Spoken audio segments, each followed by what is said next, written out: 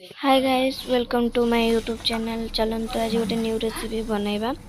तो फास्ट गोटे गिनारे धड़ा सोर्स कला सोर्स पकईकी टिके बुतलैकी आम रखीदबा।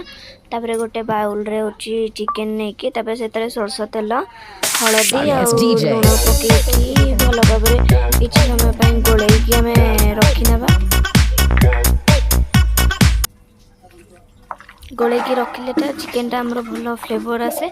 लुण हलदीटा मिसी जाए ना से टिके अधिक टाइम गोलैकी रखीनबा। तापर गोटे कड़ाई रे सरस तेल नबा। से कंचा लंका फुटेबा। तापर पियाज पकईदबा। ताकू गोल्डन ब्राउन हैला जाए भाजी नबा। तापर से लुण हल्का पकईनबा। भाजी नबा।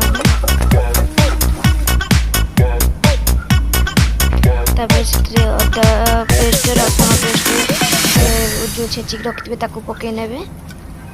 रेडीमेड मार्केट रे मिलची ताकू भी आपण यूज कर परबे। एथरे ना हमें घरे छेचिक पकईते ताकू यूज करछि।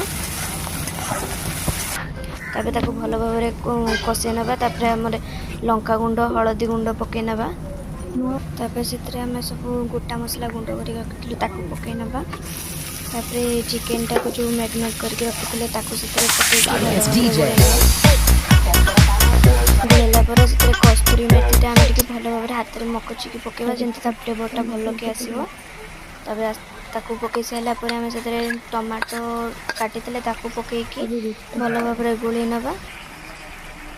तापर से गोटा रसुण छड़े रखी पकईकी भल भाव गोल नबा।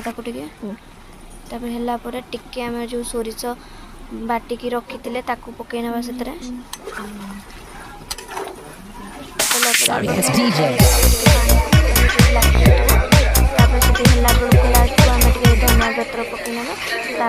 प्रस्तुत हो गला सोरिष चिकेन तरकारी। तो वीडियो टी भल लगी लाइक शेयर एंड सब्सक्राइब करंतु।